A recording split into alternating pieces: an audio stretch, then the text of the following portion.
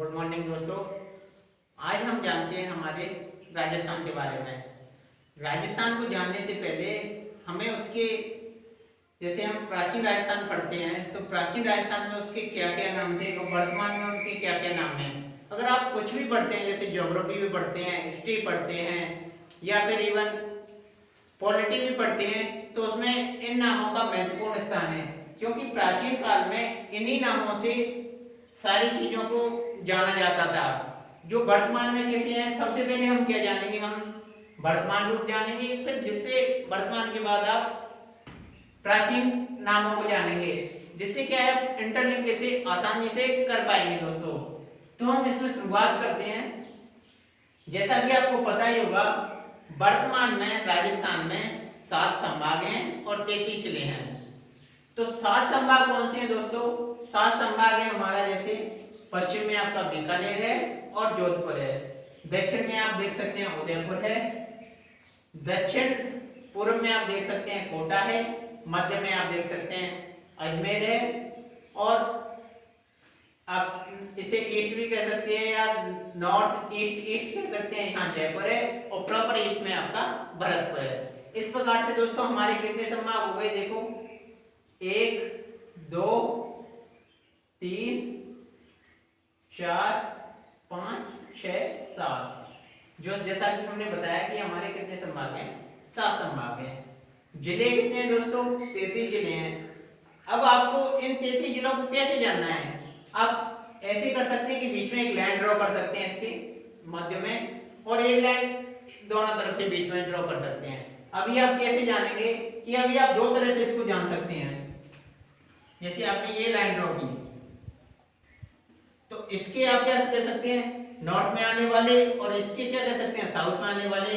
अगर आप मान लो एक लाइन यहाँ पर ड्रॉ कर दी बीचों बीच में, तो हम क्या कह सकते हैं आपको कि वेस्ट में आने वाले जिले और ईस्ट में आने वाले जिले। एक तो आप ऐसे अध्ययन कर सकते हैं। दूसरा आप अध्ययन कर सकते हैं कि चारों तरफ से जितने भी बाउंड्री को टच कर रहे हैं उन जिलों का पहले याद कर लो, या उन जिलों की आप लोकेशन देख लो। उसके बाद जो भी जिले आपके अंदर बचते हैं उन जिलों को आप वहां पर याद कर सकते हैं। जैसा कि आपको पता ही है कि इसकी बाउंड्री से लगभग 25 जिले लगते हैं, और 8 जिले हैं वो स्थलाबद्ध जिले हैं, यानी वो किसी की बाउंड्री की, किसी राज्य की बाउंड्री को नहीं छूते हैं। लेकिन हम ये हमारा मुख्य फोकस नहीं है। हमारा फोकस क्या है, जनरली अभी नामों को जानना। तो जैसा कि हम देख सकते हैं नॉर्थ में, जैसे हम बाउंड्री के हिसाब से चलते हैं। जैसे यहाँ श्रीगंगानगर है, बीकानेर है, फिर चलते हैं दोस्तों जैसलमेर है, आगे बाड़मेर है, जालौर है, सिरोही है, उदयपुर है, डूंगरपुर है, और यहाँ बांसवाड़ा है। अब ऊपर की तरफ चलते हैं, प्रतापगढ़ है, चित्तौड़गढ़ है, भीलवाड़ा है, कोटा है, झालावाड़ है, बारा है। आपका ईस्ट में चलते हैं, सवाई माधोपुर है, करौली है, धौलपुर है और भरतपुर है। अब हम वेस्ट की तरफ चलते हैं, ईस्ट से वेस्ट में, तो हाँ देखते हैं आप भरतपुर से ऊपर चलते हैं, अलवर है, जयपुर है, सीकर है, झुंझुनू है और चुरू है और हनुमानगढ़ है। ये आपके क्या रहे, जितने भी बाउंड्री पे जितने भी जिले आते हैं वो हमारे जिले रहे। इसके अलावा हमारे जो भी जिले बचते हैं, जैसे नागौर है, अजमेर है, पाली है, राजसमंद है, भीलवाड़ा है, टोंक है, बूंदी है। इस प्रकार से ये क्या है हमारे, और जोधपुर है। ये हमारे 8 जिले हैं जो कि क्या है, स्थलाबद्ध हैं या किसी राज्य की सीमा को नहीं छूते हैं। तो ये तो रहा दोस्तों हमारा वर्तमान में, जिसमें हमने 7 संभाग जाने और 33 जिलों को जाना था। अभी हमारा मुख्य फोकस है ये, क्योंकि हम आगे जो शुरुआत करेंगे राजस्थान के इतिहास से शुरुआत करेंगे, इसमें हम नामों को जानते हैं दोस्तों। तो जैसे कि आप नॉर्थ में देखते हैं, तो यहाँ पर नाम है आपका योध्य क्षेत्र। योध्य क्षेत्र को यहाँ से आप इंटरलिंक करने की कोशिश करो। यहाँ पर कौन सा, अगर आपसे क्वेश्चन पूछ लिया जाए कि योध्य प्रदेश कौन सा है, तो आप क्या कहोगे, श्रीगंगानगर और हनुमानगढ़ वाला क्षेत्र है। अभी हम आगे चलते हैं। आगे क्या करेंगे दोस्तों, आगे जानते हैं, जैसे उसी प्रकार से हमने बाउंड्री वाले राज्यों को जाना था, इसमें भी हम बाउंड्री के साथ ही चलते हैं। योध्य प्रदेश से आगे चले तो हम चले जांगल प्रदेश में पहुंचे। जांगल प्रदेश की यात्रा करते हैं, तो जांगल प्रदेश में हम आते हैं, 2 जिले आते हैं, आपका बीकानेर है और जोधपुर है। ये किसके अंतर्गत आ जाते हैं, हमारे जांगल प्रदेश के नाम से जाने जाते थे। अभी हम आगे चलते हैं, तो राठी क्षेत्र है। राठी क्षेत्र के अंतर्गत आते हैं हमारे बीकानेर है, जैसलमेर है, बाड़मेर है। दोनों को आप एक साथ दोनों को इंटरलिंक करने की कोशिश करना, क्योंकि दोनों को एक साथ पढ़ने की कोशिश करेंगे तभी आपको मेंटल मैप क्रिएट हो जाएगा। राठी है, यहीं पर आपका एक क्षेत्र कहलाता है मांड क्षेत्र। मांड के अंतर्गत आपका आता है यहाँ जो भी जैसलमेर में क्या आती है, मांड गायकी काफी प्रसिद्ध है। उस मांड गायकी के आधार पर इस प्रदेश को क्या कहते हैं, मांड क्षेत्र कह देते हैं। और जैसलमेर में ही मांड क्षेत्र के चारों तरफ जो भी प्रदेश फैला हुआ है उसे कहते हैं वल्ल प्रदेश, वल्ल क्षेत्र। ठीक है दोस्तों, तो यहाँ हमने क्या देखा, राठी देखा, मांड देखा, वल्ल देखा, जांगल देखा। अभी हम आगे चलते हैं तो मालानी है। मालानी क्षेत्र है आपका, बाड़मेर के क्षेत्र को हम किस नाम से जानते हैं, मालानी के नाम से। अब आगे चलते हैं तो आगे यहाँ क्या पड़ता है, जालौर पड़ता है। जालौर को हम किस नाम से जानते हैं, उसके नाम से कहते हैं जवालीपुर। जवालीपुर क्या है दोस्तों, जालौर, जालौर का पुराना नाम है। इसके अंतर्गत एक शहर है, उस शहर का नाम है भीनमाल।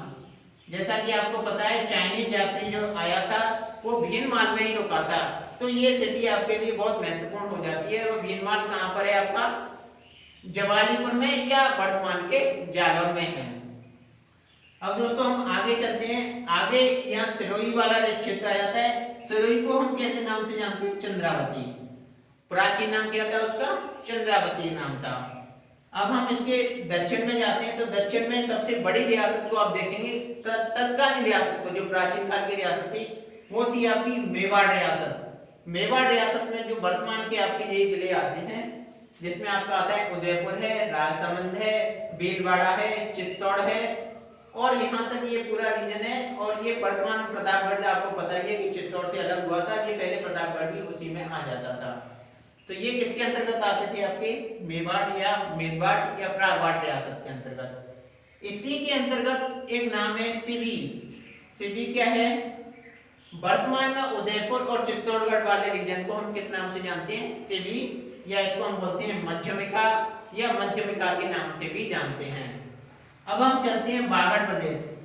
बागड़ प्रदेश में क्या देखते हैं दोस्तों, वर्तमान में डूंगरपुर, बांसवाड़ा और प्रतापगढ़ वाले क्षेत्र को हम किस नाम से जाना जाता है, बागड़। इसको बागड़ इसीलिए कहते हैं दोस्तों क्योंकि यहाँ बागड़ी भाषा बोली जाती है, इसीलिए इसको बागड़ प्रदेश कहते हैं। जिस प्रकार से मारवाड़ में मारवाड़ी बोली जाती है और उस रीजन को हम क्या कह देते हैं, मारवाड़ बोल देते हैं, उसी प्रकार से हम इस रीजन को क्या बोल देते हैं, बागड़ बोल देते हैं।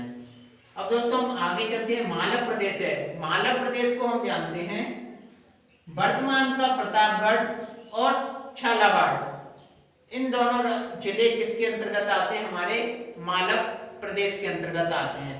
जैसा कि आपको पता है कि मालवा प्लेटू कहां पर है आपका, मुख्यतः आपके मध्य प्रदेश में। मध्य प्रदेश का आगे निकला हुआ भाग यही है मालवा प्रदेश, या मालवा प्लेटू के कारण ये मालव रीजन कहलाता था। अब हम आगे चलते हैं तो झालावाड़, ये हमारा रीजन क्या है, जैसा कि आप यहाँ देख सकते हैं, इसका क्या नाम है, झालावाड़। झालावाड़ को हम प्राचीन रूप में ब्रजनगर के नाम से भी जाना जाता था। तो ब्रजनगर अगर किसी का नाम है तो किसका है दोस्तों, झालावाड़ का प्राचीन नाम है। अभी हम जाते हैं हाड़ौती। हाड़ौती क्या है, एक पठार है, जैसा कि ये बेसाल्टिक लावा से बना हुआ पठार है, जिसको आप ज्योग्राफी में काफी डिटेल में समझेंगे। तो ये हाड़ौती के अंतर्गत वर्तमान के कौन कौन से जिले आते हैं, उसमें आपके है झालावाड़ है, बारा है, कोटा है और बूंदी है। ये चार जिले किसके अंतर्गत आते हैं, आपके हाड़ौती प्रदेश के अंतर्गत आते हैं दोस्तों। अब हम ऊपर चलते हैं तो हम देखते हैं सूरसेन प्रदेश। सूरसेन प्रदेश के नाम से हम जाना जाता है, जिसमें क्या है, जैसे भरतपुर है, धौलपुर है और करौली वाले रीजन को किस नाम से जाने जाते हैं, सूरसेन के नाम से जाने जाते हैं। उसी समय में एक मत्स्य प्रदेश था, मत्स्य प्रदेश में आपके भी यही जिले आते थे, भरतपुर है, धौलपुर है और करौली है। हालांकि जो मत्स्य संघ बना था हमारे, जब भी राजस्थान का एकीकरण हुआ था, उसका पहला चरण कौन सा था, मत्स्य संघ, जिसका नामकरण किसने दिया था, आपके के.एम. मुंशी प्रसाद ने नामकरण दिया था, मत्स्य संघ के.एम. मुंशी प्रसाद।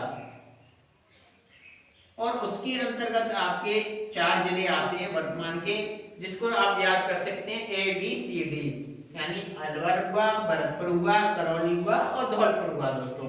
तो ये कौन सा हो गया आपका मत्स्य संघ हो गया। अब हम आगे चलते हैं ब्रजनगर। ब्रजनगर में आपके आते हैं भरतपुर और धौलपुर, यानी BD किसके अंतर्गत आते हैं आपके, ये आते हैं आपके ब्रजनगर के अंतर्गत। दोस्तों इस ब्रजनगर से इसको कंफ्यूज मत करना, ये यहाँ पे ब्रज है और ये है ब्रिज है। यहाँ पर ब्रज भाषा बोली जाती है और आपको जैसा ही पता है कि कृष्ण भगवान की ये ज्यादातर क्या है, जैसे आप मथुरा में जाते हैं तो मथुरा से लगा हुआ रीजन है, इसी का नाम है, जैसे कृष्ण भगवान की ये जन्मभूमि के रूप में भी जानते हैं, उसी को हमने ब्रज नाम दे दिया है। अभी हमने सूरसेन जाना दोस्तों, अभी हम जानते हैं मेवात। मेवात के अंतर्गत आपके आते हैं अलवर है और भरतपुर है, ये मेवाती क्षेत्र कहलाता है। अभी हम आगे चलते हैं तो आगे चल के पहुंचते हैं शेखावाटी क्षेत्र में। शेखावाटी में आपके 3 जिले आते हैं, जैसा कि आप यहाँ देख सकते हैं, चुरू है, झुंझुनू है, सीकर है। ये 3 जिले आपके किसके अंतर्गत आते हैं, शेखावाटी के अंतर्गत आते हैं। हालांकि चुरू और झुंझुनू का रीजन तोरावाटी क्षेत्र कहलाता है। आपको पूरा क्या कहा, शेखावाटी, शेखावाटी के अंदर ही चुरू झुंझुनू का क्षेत्र है, वो तोरावाटी कहलाता है दोस्तों। अब हम कुछ और नामों को जानते हैं, जैसे थली प्रदेश है। थली प्रदेश के अंतर्गत आते हैं आपके बीकानेर और चुरू हैं, यानी बीकानेर इधर से और चुरू को मिला दिया जाए तो थली प्रदेश है।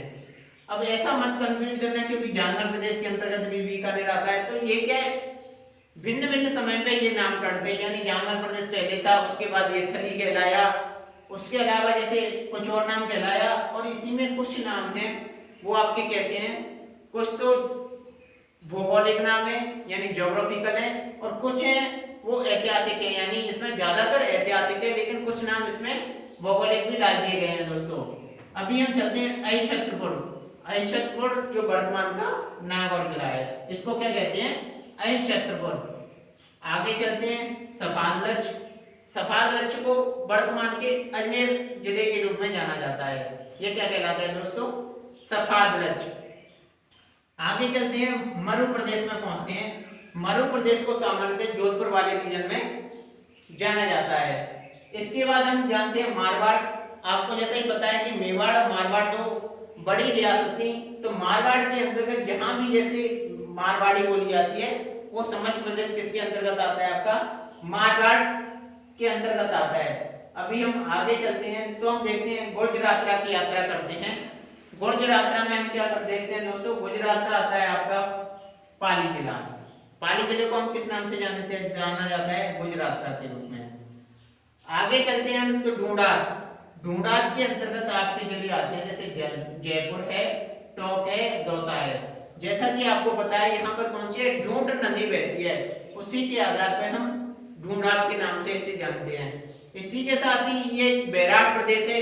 बैराट के अंतर्गत आपके आते हैं, जैसे यहाँ पर ये वाला रीजन है जयपुर, जैसा कि पता है बैराट के अंतर्गत है, जयपुर है, दौसा है, अलवर का कुछ क्षेत्र है, ये किसके अंतर्गत आते हैं, आपके बैराट के अंतर्गत आते हैं। और ये क्षेत्र किसके अंतर्गत आते हैं, ढूंढात के अंतर्गत भी आते हैं। और कुछ जैसे दोस्तों कुछ छोटे छोटे नाम है, जैसे यहाँ पर मैंने कुछ मेंशन, हयाह प्रदेश है, एक हयाह प्रदेश है जिसमें आपका आता है कोटा है, बूंदी है, और भी ऐसे कुछ छोटे छोटे नाम है। उसको दोस्तों हम जैसे ही शुरुआत करेंगे, जैसे साथ ही साथ पढ़ते चलेंगे, और कोई नाम आएंगे तो उसके साथ ही साथ अध्ययन करते चलेंगे दोस्तों। इन दोनों को आप कंपैरिजन के साथ याद करें दोस्तों, क्योंकि आगे आने वाले जितने भी हम वीडियो बनाएंगे या जो भी आप कहीं से भी पढ़ेंगे, आपको ये काफी हेल्पफुल रहेगा दोस्तों। तो हम आज हम इसी को यहीं समाप्त करते हैं। इसके बाद हम कल इतिहास शुरुआत करेंगे। इतिहास के बारे में सब जैसे सारी चीजें प्राचीन है, मध्यकालीन है, मॉडर्न है, उसके बाद हम कला संस्कृति राजस्थान की शुरू करेंगे दोस्तों। इस वीडियो में केवल इतना ही दोस्तों, धन्यवाद।